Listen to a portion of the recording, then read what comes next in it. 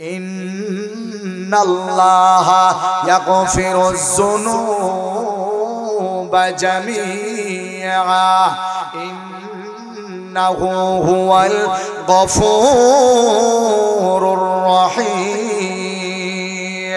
আমার আল্লাহ বার জানায়া দেয়, এ বান্দা ভালো করে শোনো, তুমি নিজের নফসের উপর জুলুম করলা, এক কথা আমি আল্লাহকে বলে গেলা, আমার পয়গম্বরকে তুমি ভুলে গেলা, নামাজ ভুলে গেলা, রোজা ভুলে গেলা, হজ ভুলে গেলা, যাকাত ভুলে গেলা, এতে কোনো সমস্যা নাই রে বান্দা। আমি আল্লাহর রহমত থেকে তুমি নৈরাশ হইও না। কাজে আল্লাহর দয়ার সাগর ছোট না বড়? আর একটু আসতে হয়, আল্লাহর দয়ার সাগর ছোট না বড়? এ মুসলমান ভাই ভালো করে শুনবা, আমার আল্লাহর দয়ার সাগরটা কত বড় রে আমার ভাই, ভালো করে শুনবা। আল্লাহর পয়গম্বর একজন সাহাবী, উনি এমন গুনাহ করেছেন, অনেক বড় একটা গুনাহ। নবীজির সাহাবী উমর ফজরের নামাজ পড়ে এবার মসজিদ থেকে বের হইলেন, উনি এবার বাসায় যাবেন। বাসায় যাওয়ার পর উনি আবার নবীজির দরবারে আগমন করবেন। সুবহানাল্লাহ কইতা না? রাস্তায় যখন এবার আসলেন, তাকায় দেখলেন আল্লাহর একজন বান্দা, উনি রাস্তার কিনারায় বসে কাঁদতেছে। নবীজির সাহাবী উমর প্রশ্ন করলেন, এ ভাই তুমি কেন রাস্তার কিনারে বসে বসে কাঁদতেছো? আজকে আমরা নিজের গুনার জন্য কয়বার আমরা খানলাম, খাইছুন না আপনারা? কত জোরে হইনাতে আপনারা খাইছুন নি? এ মুসলমান ভাই ভালো করে শুনবা, আল্লাহর পয়গম্বর সাহাবী উমর বললেন, ভাই কেন তুমি কাঁদতেছো? কান্নার কারণটা কি? ওই সাহাবী আবার বললেন, ওগো পয়গম্বর সাহাবী ওমর,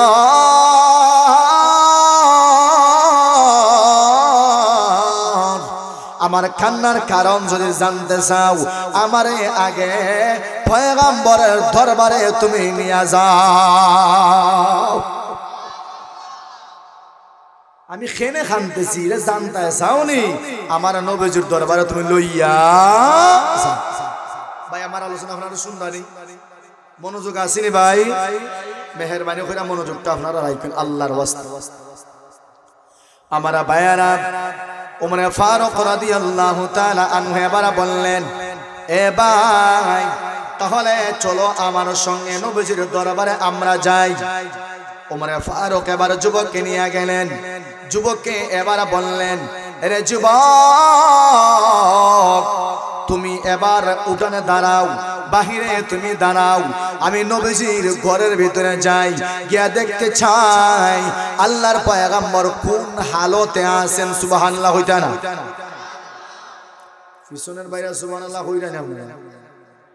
মেহেরবানি কইরা দিল দিয়া আলোচনাটা শুনবা ভাই, মেহেরবানি কইরা। উমর ফারুক এবার ঘরে গেলেন। নবীজির সাহাবী উমর আল্লাহর পয়গম্বরকে বললেন, ইয়া রাসূলুল্লাহ, ইয়া হাবিবাল্লাহ, ওগো পয়গম্বর শুনো, আপনার একজন সাহাবীকে আমি নিয়ে আসলাম। যেই সাহাবী আপনার কাছে আসতে চায়, সে তার গুনার কথা শুনাইতে চায়, তওবা করতে চায়, আল্লাহর কাছে সে মাফ পাইতে চায়। সুবহানাল্লাহ। আপনারা কয়জন এবার আপনারা ইমাম সাহেবের দ্বারা গিয়া কইছেন, হুজুর আমি গুনাহগার, আমার বড় গুনাহ, আমার জন্য আপনি আল্লাহর কাছে দোয়া কইলেন? কইছেন নি? না, আমরা গুনারে গুনাই মনে করি না, অথচ চুরি করি, ডাকাতি করি, নামাজ ছাড়া সবচেয়ে বড় কবিরা গুনাহ। কথা জুড়ে বলতে হবে, ঠিক কিনা? আমরা রাত্রে 1টা পর্যন্ত শখ করে দেই, কত নাচ গান, উলঙ্গ মেয়েদের নাচ গান দেখি, কিন্তু এগুলো আমরা গুনাহই মনে করি না। কথা জুড়ে এখন, ঠিক কিনা? নবীজির সাহাবী ওমর আল্লাহর পয়গম্বরকে যখন বললেন, নবীজি এবার বললেন, আরে ওমর আমার সাহাবী যেহেতু আমার কাছে আসতে চায়, গুনাহ মাফ করাইতে চায়, আমার কাছে এসে তওবা করতে চায়, আমার কাছে তাকে নিয়ে আসো। সুবহানাল্লাহ, জোরে বলেন সুবহানাল্লাহ। নবীজির কাছে সাহাবী এবার গেলেন, যাওয়ার পরে আল্লাহর পয়গম্বর এবার বললেন, ওরে আমার সাহাবী শোনো, বলো না তুমি কি গুনাহ করলা। ওই সাহাবী গুনার কথা বলবে তো দূরের কথা, নবীজির সামনে দাঁড়াইয়া এবার ফুফায়া ফুফায়া সে কাঁদতেছে, চোখের পানি ফালায়, তার হাত কাঁপে, তার বডি কাঁপে, তার পা কাঁপতেছে। সুবহানাল্লাহ। নিজেও কাঁদতেছে, তার সারা শরীর এরকম কাঁপতেছে কাঁপতেছে। নবীজি বললেন, ও আমার সাহাবী, কাঁপতেছে কেন? কি গুনাহ করেছো? ওই গুনার কথা আগে আমাকে তুমি বলো। সাহাবী বললেন, ইয়া রাসূলুল্লাহ, আমি এমন গুনাহ করেছি, ওইটা আপনার কাছে যদি আমি বলি তাহলে আপনি আমাকে এখানে আর বসতে দিবেন না। আমার ভয় হয়, মনে হয় আল্লাহ আমার গুনাহ মাফ করবে না। আল্লাহু আকবার, আল্লাহু আকবার। আমার ভাইয়েরা, এবার নবীজি বললেন, ও আমার সাহাবী, তোমার গুনাহটা আগে আমাকে শোনাও, কেমন গুনাহ তুমি করলা? তুমি ধারণা করলা যেই গুনাহ আমার আল্লাহ মাফ করতে পারে না, তোমার গুনাহটা আমি শুনতে চাই। তুমি কি এমন গুনাহ করলা যেই গুনাহটা আল্লাহর দয়ার চাইতে বড়? সাহাবী এবার বললেন, ইয়া রাসূলুল্লাহ, ইয়া হাবিবাল্লাহ, ওগো পয়গম্বর, আমার মনে হয় আমার গুনাহটা আল্লাহর দয়ার চাইতে বড়। ইয়া রাসূলুল্লাহ, আমার মনে হয় আমার গুনাহটা আল্লাহর রহমতের চাইতে আরো অনেক বড় হবে। ওগো পয়গম্বর, আমার মনে হয় আমার গুনাহটা আল্লাহর আরশের চাইতে অনেক বড় হবে। জোরে হইতে না আল্লাহু আকবার। এত বড় গুনাহ সাহাবী করছে, সাহাবী নিজে এবার কইতেছে আমার গুনাহটা আল্লাহর দয়ার চাইতে বড়, আল্লাহর মাফির চাইতে বড়। আল্লাহর পয়গম্বর এবার বললেন, ও সাহাবী, তাহলে বলো তোমার গুনার খবরটা আমারে তুমি জানাও। সাহাবী এবার বললেন, ওগো পয়গম্বর, আমি হলাম অভাবী একটা পরিবারের ছেলে, আমার 2-3টা মেয়ে আছে, খুব অভাবে আমি সংসার চালাই। ওগো পয়গম্বর শোনো, কিন্তু আশ্চর্যের বিষয় হলো আমি আমার সংসার চালাইতে হিমশিম খাই। আমি রাত্রে বেলায় গুরুস্থানে কবরের লাশের কাপন চুরি করি, কাপন চুরি করিয়া আমি বাজারে বিক্রি করি, ওই কাপন চুরির টাকা দিয়া আমি আমার সংসার চালাই। নাউযুবিল্লাহ। কি চুরি হরে ভাই? জোরে হন না, কি চুরি হরে? কিলা পিছনে যারা উপাদ আছেন এখন আর বইবানি? ও যুবক ভাইরা বইবানি তো বই না। এখানে একটা অভ্যাস প্রায় মাহফিলে যুবক লুবাই থাকে, বুঝি না, বোঝা যায় তারা বইলি কেন গজব গজবে ধরবো না কিনা। আর যেটা কিনা গজবের জায়গা নিয়ে যায় কথা জোরে হন না। এখানে বইলে শান্তি আছে না নাই? হ্যাঁ, এখানে বইলে গুনাহ মাফ হয়নি না, গুনাহ হয়। তাহলে একটু সামনে পিছনে যে সমস্ত যুবক ভাইরা আছেন, যদি একবারে খালিস নিয়ত আপনারা বইয়ে থাকুন যে আমি বইছি আল্লাহর কিছু কথা শুনবো, নবীজির কথা শুনবো, আমি ফাতরামি ডং আর ফাতরামি করতাম না, তাইলে ভাই মেহেরবানি করে সামনে। আর যদি ভিতরে এই ফাতরামির স্বভাবটা আর হাসি ঠাট্টার স্বভাবটা থাকে, তাহলে মেহেরবানি করে, আমি বলতেছি মেহেরবানি করে উঠতে যাবে। আমি নিজে বলতেছি, আমার এরকম শ্রোতার দরকার নেই, আমার একজন যথেষ্ট। আমার কথা বুঝাইছেন আপনারা? আমার একজন বালা, একজন বালা। হে যদি মনোযোগ সহকারে বয়, আমি একজন, আমি 1 ঘন্টা ওয়াজ শুনে যাই ইনশাআল্লাহ। এরকম 1000 আমার দরকার নেই। কথা ক্লিয়ার বুঝছেন? আমার একজন শ্রোতা যদি তার মনোযোগ থাকে আমার ভালো, এরকম 100 আমার দরকার নেই, কোন দরকার। মনে মনে কইতে পারেন বাবারে যে করা, হ্যাঁ আমি করাই। এটা নাচ গানের জায়গা না, ফুটবল খেলার মঞ্চ না, আর এটা উরুসও না, এটা মেলাও না, এটা ক্রিকেট খেলার বা অন্য কোনো জিনিসের জায়গা না। এটা জান্নাতের বাগান। কথা জোরে বলেন কিসের বাগান? জান্নাতের বাগানও অন্য কিছু চলবো না কিতা জোরে হয় না এখানে। একজন যুবক বাইরে হয়ে যাচ্ছে, আপনারা এই সাদা যা মেকআপ না মুখ বান্ধা ভাই একটু আইবানি সামনে, ভাই একটু সামনে আইবানি, আইন একটু সামনে মেহরবানি করে। যদি বইসুন জুতা কোলা লাগতো না, জুতা কোলা লাগতো না। আমি ইনশাল্লাহ আপনার লাগে দোয়া করে যাবো, দিল থেকে দোয়া করবেন ইনশাল্লাহ। আল্লাহ যেন আপনাদেরকে পাক্কা নামাজি বানায়। জোরে বলেন আমিন। আর একটু জোরে বলেন আমিন। তো নবীজির সাহাবী এবার হইতাছেন, ইয়া রাসূলুল্লাহ আমি কাফন চুরি করতাম। নাউজুবিল্লাহ, জোরে হইতানে নাউজুবিল্লাহ। আমরা সময় কিছু সূরা শুনি, মানুষের গাছের আম লইয়া যায়, মানুষের গাছের গোয়া লইয়া যায়, মানুষের গাছের নারিকেল লইয়া যায়, আসেনি নারিকেল সূরা আসেনি? ইয়ে কোন দিন চুরি করে আল্লাহর বান্দা? সব বরাতের দিন চুরি করি আছে না নাই? নাউজুবিল্লাহ হইতা না। মানুষের গাছের ডালিম সব বরাতের দিন চুরি করে, এই দিন সোয়াবের দিন আরো চুরি করে, আছে না নাই? আমার ভাইয়েরা, নবীজি বললেন তাহলে বলো ওগো পয়গম্বর, একটা দিন মদিনাতে এলান হয়ে গেল, মদিনাতে একজন মেয়ে মারা গেছে, সুন্দরী মেয়ে। ওগো পয়গম্বর, আমি ওই মেয়ের জানাজায় আমি শরীক হইলাম। আমি গিয়া দেখলাম কোন জায়গায় খবর দিছে, দাফন করছে। ইয়া রাসূলুল্লাহ, ওগো পয়গম্বর, রাত্রে বেলায় আমি একা একা আমি কুদাল নিলাম, হন্তি নিলাম, শাবল নিলাম, নিয়া আমি মাটি সরাইলাম। মাটি সরাইয়া আমার হাতে ছিল একটা টর্চ লাইট। আমি কবরে এবার নামলাম। ওগো পয়গম্বর শুনো, কবরে আমি নামিয়া এবার ওই মেয়ের উপর থেকে 5টা কাপড়ের কাপড়, জুড়ে বলেন কয়টা? পুরুষরে দেয় কয়টা আর মহিলাদের কয়টা? ইয়া রাসূলুল্লাহ, আমি 5টা কাপড়ের কাপড়, নতুন কাপড় আমি নিয়ে কবর থেকে লাফ দিয়া যখন আমি উঠলাম, হঠাৎ করে শয়তান আমার কাদের মধ্যে সওয়ার হয়ে গেছে। শয়তান বলে, বান্দা মাত্র 5টা টুকরা কাফনের কাপড় পাইয়া তুমি খুশি হয়ে গেলা। ওরে আল্লাহর বান্দা শোনো, একটা টস মারিয়া নিচে দেখো কত সুন্দরী সুরুষী একজন নারী কবরের ভিতরে আছে। এই মুহূর্তে দুনিয়ার কেউ সজাগ না, সবাই ঘুমের ঘরে চলে গেছে। এই মুহূর্তে তুমি যদি চাও তোমার মনের খায়েশ তুমি মিটাইতে পারবা। নাউজুবিল্লাহ কইতা না?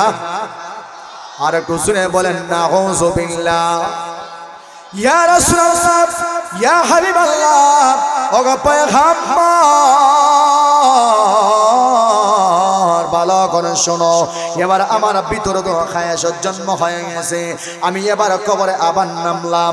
কবরে নামিয়া আমি মৃত ওই লাশের সঙ্গে, মহিলার সঙ্গে আমি এবার আমার মনের খায়েশ পুরা করলাম। নাউজুবিল্লাহ, চিল্লায় বলে নাউজুবিল্লাহ।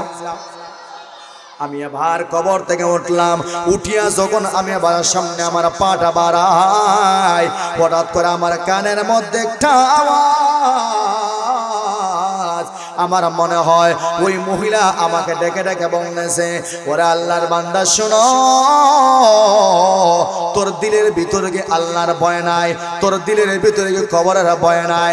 হে আল্লাহর বান্দা, ভালো করে শুনো, তোর দিলের ভিতরে কি কবরের ভয় নাই? তোর দিলের ভিতরে কি জাহান্নামের ভয় নাই? তোর দিলের ভিতরে কি আল্লাহর আসামির খাট ভরায় দাঁড়ানোর তোর ভয় নাই? আমারে নাপাক বানায় গেলে, আমারে উলঙ্গ করিয়া তুই রাইখা গেলে, এবার আমি আমার নাপাক শরীর নিয়ে আল্লাহর সামনে কেমনে হাজিরা দিব? ওরে আল্লাহর বান্দা শোনো, আল্লাহর আসামির সামনে আল্লাহর আসামির কাঠ ভরা দাঁড়াইয়া এবার কি জবাবটা তুমি দিয়া দিবে? জুড়ে বলেন ঠিক কিনা? ওরে আল্লাহর বান্দার ভালো করে শোনো, তোমরাও তো টিকটকে ভিডিও দেখো, ফেসবুকে ভিডিও দেখো, ইনস্টাগ্রামে ভিডিও দেখো, ইউটিউবে ভিডিও দেখো, নাচ গান তোমরা দেখো। আল্লাহ যে চক্ষু দিলেন, আল্লাহ যে জবান দিলেন, আল্লাহ যে কান দিলেন, এটার আমানতের খেয়ালত যে তুমি করলা, এটার হিসাবটা আল্লাহর কাছে দেওয়া লাগবে নি। কথা হই না ভাই, দেওয়া লাগবে নি। হাতটা কি নিজে বানাইছেন? চোখটা কি নিজের মার তৈরি? জবানটা কি নিজের বাবাই দিছেন বানাইয়া? সব দিছেন আমারে কে? আল্লাহর নামটা আসতে নিমু না জুড়ে নিমু? সব দিছেন কে? আর একটু জুড়ে বলেন, সব আমারে দিছেন কে? কিছু কিছু মানুষ আছে না চুপ খাড়া মানুষ, কথা জুড়ে হন না। এই কিছু মানুষ আছে না অন্ধ মানুষ। কিন্তু আপনারা যদি আল্লাহ অন্ধ বানায়, কিতা বুঝুন আল্লাহ বানাইতে পারেনি? চক্ষু আল্লাহ দিয়েছেন, এই মুহূর্তে অন্ধ আল্লাহ বানাইতে পারে কি পারে না? আল্লাহ হাত দিয়েছেন, হাত ভাঙ্গাইয়া ল্যাংরা, ফাও ভাঙ্গাইয়া ল্যাংরা বানাইতে পারে কি পারে না? উসমান মেডিকেল আছে না, সুস্থ ছিল, অ্যাক্সিডেন্টে চোখ গেছে, হাত গেছে, পা গেছে, জঙ্গলের অন্ধ হয়ে গেছে, আছে না? কথা জোরে আছে না নাই? কাজেই এগুলো আমাকে দেওয়া আল্লাহর পক্ষ থেকে একটা আমানত এবং নিয়ামত। সুবহানাল্লাহ আসতে বলবেন না, আর একটু জোরে বলেন সুবহানাল্লাহ। আমার ভাইয়েরা, নবীজি যখন শুনলেন এরকম ঘটনা, নবীজির চেহারা লাল হয়ে গেছে। নবীজি এবার বললেন, ওরে সাহাবী, তুমি কেমন গুনাহ করলা? না না, আমার মনে হয় তোমার এমন গুনাহ আল্লাহ মাফ করবে না। সাহাবী যেই মুহূর্তে নবীজির জবান দিয়ে এরকম শুনেছে, এরকম মাফের আশা করা যায় না। সাহাবী এবার নবীর দরবার থেকে উঠিয়া এসে, উঠিয়া একটা দৌড় দিয়া মদিনার সবচেয়ে উঁচা পাহাড়, ওই পাহাড়ের গুহার ভিতরে ঢুকে গেছে। এবার তারা ভিতরে, এবার দুনিয়ার কোনো খেলা নাই, দুনিয়ার বাচ্চা তারা আছে, বাচ্চার কোনো চিন্তা নাই, তার মার টেনশন নাই, তার বাবার টেনশন নাই। যেই বিবির জন্য, সন্তানের জন্য কাফন চুরি করেছিল, ওই বিবির কোনো খবর নাই, ওই বাচ্চার কোনো খবর নাই। জুড়ে বলেন আল্লাহু আকবার। কারণ তার ভিতরে জাহান্নামের ভয় ঢুকে গেছে, তার ভিতরে কবরের ভয় ঢুকে গেছে, তার ভিতরে মরণের ভয় ঢুকে গেছে। জুড়ে বলেন ঢুকাই দিছে কে? আর একটু জুড়ে বলেন ঢুকাই দিছে কে? এ মুসলমান ভাই, ভালো করে শুনবা, অনেক দিন পর, প্রায় 40 দিন আল্লাহর বান্দা কাঁদতে কাঁদতে যখন চোখ দিয়া পানি বের হয় না, এবার চোখের পানি শুকায় গেছে, নাক দিয়া পানি বের হয় না, নাকের পানি শুকায় গেছে। হঠাৎ করে এবার আল্লাহর পয়গম্বরের কাছে মহান আল্লাহ জিব্রাইলকে পাঠিয়ে দিয়েছে। আল্লাহু আকবার, জোরে বলেন আল্লাহু আকবার। কারে পাঠাইছে? জিব্রাইলকে পাঠায় এনেছে। ওগো পয়গম্বর, আমার আল্লাহ আমাকে আপনার কাছে পাঠাইছেন 4টা প্রশ্ন করার জন্য। সবাই জবান খুলে বলেন কয়টা প্রশ্ন? আর একটু শুনে বলেন কয়টা? আর একটু শুনে বলেন কয়টা? কয়টা প্রশ্ন? 2 নাম্বার সংকেত। এখানে 3 জন মানুষ আছে, 2 নাম্বার সংকেত। 3 নম্বরে কিন্তু তুলি নিব আমি, লাস্ট ওয়ার্নিং আমি দিলাম। এই আমারও চোখ লাগে না, তুমি নিজের বেড়া মনে করো না, আবার স্টারে বলছি, আবার ভিজে দিচ্ছে। কত বড় চালাক, কত গুরুত্বপূর্ণ কথা বলছে তারা। 3 গু মিলে কেন হাসা তামাশা করতেছে? 3টারে খানা ধরে সাবধান করে দিন। আমি কেন ডং গাইছি না? আমি ওয়াজ আসাই না, আমি ওয়াজ আসাই। 1 বছর এরা ওয়াজটা দিছে কেন? যুবক ভাইয়ের ওয়াজ দিচ্ছেন কেন? কোন স্বার্থে ওয়াজটা দিচ্ছেন? এখানে এরার কোন স্বার্থ আছে? কোন বেনিফিট আছে এখানে? এতটুকুই আছে, মানুষের যদি আমলওয়ালা হয়, নেককার হয়, একটা কথা যদি শুনে, এক পুরা চোখের পানি যদি চোখে দিয়ে ফেলায়, আলহামদুলিল্লাহ, আল্লাহ গুনাহ মাফ করবো। গুনাহ মাফ করবো কে? আল্লাহ গুনাহ মাফ করবো। দোয়া করি তোমরা 3 গুণ লাগে আল্লাহ যেন পরিপূর্ণ হেদায়েত দান করে। জোরে বলেন আমিন। আমার ভাইয়েরা, 1 নাম্বার প্রশ্ন হলো, ইয়া রাসূলুল্লাহ, এবার বলেন এই দুনিয়াতে মহান আল্লাহ যত মাখলুকাত পাঠাইছেন ওই মাখলুকাত রিজিকের দায়িত্ব তোমার হাতে না আল্লাহর হাতে।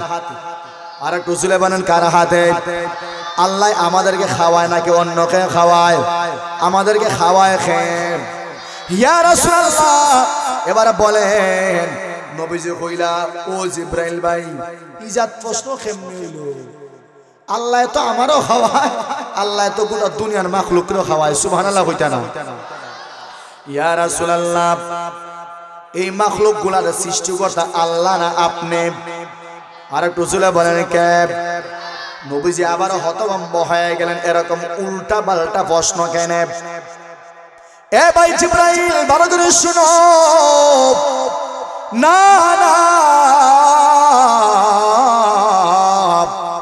আমি সৃষ্টি করি নাই, আল্লাহ তো সৃষ্টি করেছেন। সুবহানাল্লাহ হইতায় না? আর একটু জোরে বলেন সুবহানাল্লাহ। ওরে জিব্রাইল শুনো, এগুলাদেরকে আল্লাহ সৃষ্টি করেছেন। ওগো পয়গম্বর তারা যদি গুনাহ করে ওই গুনাহ মাফ করার দায়িত্ব আপনার নাকি আল্লাহর? আর একটু শুনে বলেন আল্লাহর। ইয়া রাসূলুল্লাহ প্রায় 40 দিন আগে আল্লাহর একজন বান্দা গুনাহ করিয়া আপনার কাছে বড় আশা নিয়ে আগমন করেছিল। মনে হয় আল্লাহর কাছ থেকে সে মাপ পাবে, কিন্তু না না, তার ভিতরে আপনি ভয় জাগ্রত করে দিয়ে আনিছেন। সে এবার ভয়ে আপনার দরবার থেকে চলে গেছে। ওগো পয়গম্বর শুনো, আল্লাহ মহান আল্লাহ রাব্বুল আলামিন এই যে 40 দিন বড় আল্লাহর বান্দা নামাজ পড়িয়া কান্নাকাটি করেছে মহান আল্লাহ তার চোখের পানি এতই কবুল করেছে। মহান আল্লাহ তার তওবা কবুল করিয়া তার জীবনের সমস্ত গুনাহ মহান আল্লাহ মাফ করে দিয়া দিছে। আপনি সাহাবীরে পাঠাইয়া তারে আনেন আর সুসংবাদটা দিয়া দেন, সাহাবীরে আমি তোরে তারাই দিছিলাম, মহান আল্লাহ তুই যত বড় গুনাহ করেছস তাতে আল্লাহর রহমতের দরিয়া তো বিশাল, যার কোনো কুল কিনারা নাই। আল্লাহ রাব্বুল আলামিন তোর জিন্দেগীর সমস্ত গুনাহ মহান আল্লাহ মাফ করে দিয়া দিয়েছে। সুবহানাল্লাহ জোরে বলেন। কাজে আমরা গুনাহ করি না ভাই, কথা জোরে বলেন, আমরা গুনাহ করি না, আমরা তো গুনাহগার। কাজে তওবা করার দরকার আছে না নাই? আমার আল্লাহ এবার বললেন ইয়া আইয়ুহাল্লাযীনা আমানু তুবু ইলাল্লাহ, তুবু ইলাল্লাহি তাওবাতান নাসুহা। আমার আল্লাহ এবার বললেন বান্দা শুনো, ও বান্দা ভালো করে শোনো, আমি আল্লাহর কাছে তওবা করো, দিল থেকে তওবা করো, এরকম হাসির তওবা না, ফাত্রামির তওবা না। আরে বান্দা তুমি যদি নিজেকে মনে করো আমি গুনাহগার, আমি বেনামাজি, আমি সুদখোর, আমি ঘুষখোর, আমি নামাজ পড়ি না, আল্লাহকে চিনলাম না, আল্লাহকে বলে গেলাম, এরকম অনুশোচনা তোমার ভিতরে যদি জাগ্রত হয়, আল্লাহকে তুমি ভয় করিয়া আল্লাহর কাছে খাঁটি তওবা করো, তওবাতুন নাসুহা, এমন তওবা করো বান্দা তওবা করতে দেরি হবে, মহান আল্লাহ তোমার জিন্দেগীর গুনাহ মাফ করতে একটা সেকেন্ডও দেরি করবেন না, ঠিক কিনা? কাজেই বলতে হবে যে আমি গুনাহগার। কিন্তু আজকে তো আমাদের কথাবার্তায়, চাল চলনে, ফ্যাশনে, ডিজাইনে, পোশাক আশাকে চলে ফেরায়, আমাদের এই বিভিন্ন সিস্টেমে বোঝা যায় না আমি যে গুনাহগার। কথা জোরে বলেন, ঠিক কিনা? অথচ আল্লাহর পয়গম্বর বলেন ক্বালান নবী সাল্লাল্লাহু আলাইহি ওয়াসাল্লাম আত-তাইবু মিনাজ যামবি কামান লা যামবা লা। জোরে বলেন আল্লাহু আকবার। আত-তাইবু মিনাজ যামবি কামান লা যামবা লা। আল্লাহর পয়গম্বর বলতেছেন বান্দা যখন গুনাহ করে তখন বান্দার গুনাহ আল্লাহ মাফ করে থাকে, এমন ভাবে বানায়া দেন যেমন তার কোনো গুনাহ ছিল না। সুবহানাল্লাহ কইতায় না? আর একটু আসতে হন সুবহানাল্লাহ। আমার ভাইয়েরা, এজন্য আমার আল্লাহ বারবার বললেন এ বান্দা ভালো করে শুনবা, নামাজ না পড়লে তোমার ভিতরে কোনো টেনশন নাই, সুদ খাইলে কোনো টেনশন নাই, ঘুষ খাইলে কোনো টেনশন নাই, নামাজ না পড়লে কোনো টেনশন নাই। কথা জুড়ে বলেন ঠিক কিনা? আমার আল্লাহ বলেন বান্দা ভালো করে শোনো, তোমার সামনে মরণ আছে। কথা জুড়ে বলেন মরণ আমাদের সামনে আছে না নাই? মরবাই নেই ভাই, মরণ আসেনি। আজরাইল আমার সামনে আইব নি? না আইতো না। না আজরাইল আমার সামনে আইলে মুসা আলাইহিস সালাম তো তাফরা মারে উড়াইলি। কিন্তু এখন সাহস আছে কি? এই সাহস নাই। আজরাইল এমন তাফরা মারবো, খানেদি রক্ত বার হয়, নাকেদি রক্ত বার হয়, চৌকিদি রক্ত বার হয়, সঙ্গে সঙ্গে বাথরুম পেশাব পাখানা হইয়া যায়। কথা জোরে বলেন ঠিক কিনা? ওইনি মাঝে মাঝে লাশ দোয়াইও, বাবা মারা গেলে বাবার লাশ দোয়াইন, ভাই মারা গেলে ভাইয়ের লাশটা দোয়াইন। লাশ দোয়াইলে ভিতরে মরণের ভয় তৈরি হয়, জাহান্নামের ভয়, কবরের আযাবের ভয় দিলের ভিতরে তৈরি হয়, দিল নরম হয়, পরিষ্কার হয়। কথা জোরে বলেন ঠিক কিনা? আর আজকে আমরা জানাজার নামাজ গেছি,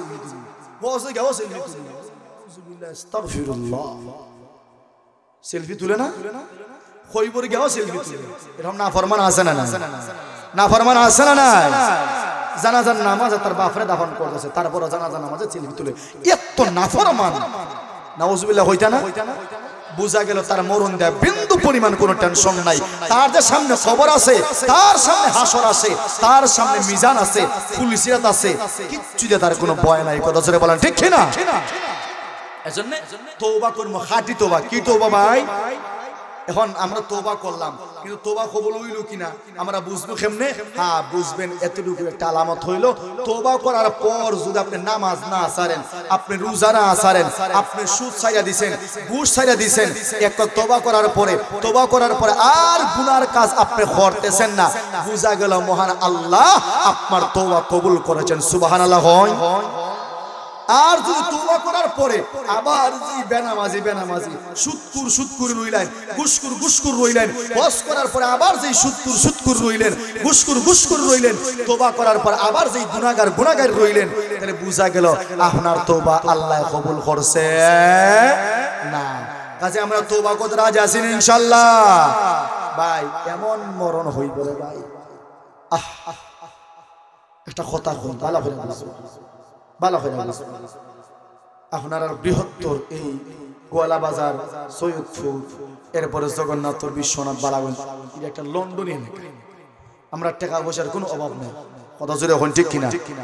টাকা পয়সার কোনো অভাব না, কিন্তু যেই দিন আপনার মরণটা হইব, কিন্তু এখন টাকা লয়ে যাইবেন। আমার ভাইয়ারা ভালো করে শুনবেন, যেই দিন আজরাইল তোমার জানটা কবজ করবে, তোমার সামনে আসবে, যুবক ভাই ভালো করে শোনো, যেই 3 লাখ টাকা দিয়া একটা মোটর সাইকেল কিনলাম, মোটর সাইকেল তোমার গড়ে, কিন্তু তুমি আব্দুল্লাহ দুনিয়াতে নাই, এরকম আছে না নাই? আমার ভাইয়েরা, মানুষ তোমার লাশটা দেখে বলবে হায় রে হায়, আব্দুল্লাহর মোটর সাইকেলে একা একা পরে রইল, ওই মোটর সাইকেলে আর আব্দুল্লাহ তো উঠতে পারবে না, তার জানাজার নামাজ সামনে হয়ে যাবে, ওই আব্দুল্লাহ আর মোটর সাইকেলে উঠতে পারবে না, দয়ামির যাইতে পারবে না। বন্ধু বান্ধবরা চিন্তা করবে হায় রে হায়, একসাথে আব্দুল্লাহর সঙ্গে আমরা ওই যে দয়ামির তেল পাম্প থেকে আমরা সেলফি তুলতাম, আমরা পানসি রেস্টুরেন্টে খাইতাম, আমরা সিলেট যাইতাম, না না আমাদের বন্ধু আজকে মারা গেল। কেমনে মারা গেল আমরা নিজেই তো বলতে পারি না। এই অল্প বয়সে মারা যাইব কিনা, মারা যায় কি যায় না? কথা জোরে এখন, মারা যায় কি যায় না? মুসলমান ভাই মারা গেলেন, মানুষ এবার বলা বলে করবে হায় রে হায়, এত সুন্দর একটা বিবি বিয়া করেছিল, ওই অল্প বয়সে সুন্দর বিবি বিধবা হয়ে গেল। এত সুন্দর একটা পালং, 50,000 টাকা দিয়ে একটা পালং কিনছিল, ওই পালংটাও আজকে একা একা রয়ে গেল। এত সুন্দর বেড, 30,000 টাকা দিয়ে একটা বেড আনছিল, ঠান্ডার সময় যেন ঠান্ডা না লাগে। আব্দুল্লাহ মারা গেছে, বেডি ঠিক দুনিয়াতে আছে। কথা জুড়ে বলতে হবে ঠিক কিনা? আব্দুল্লাহ মারা গেল, তার মোটর সাইকেল ঠিকই দুনিয়াতে আছে। আব্দুল্লাহ চলে গেল, তার পালং ঠিকই তার কাছে দুনিয়াতে রয়ে গেছে।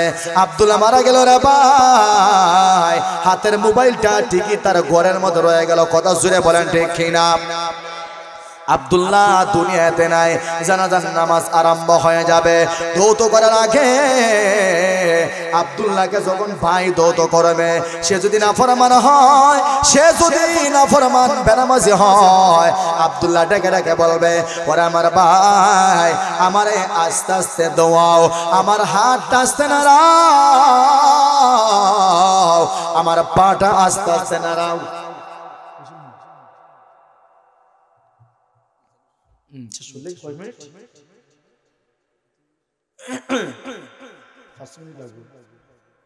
আমার শরীরটা আস্তে আস্তে নাড়াও, আমি আর সহ্য করতে পারতেছি না।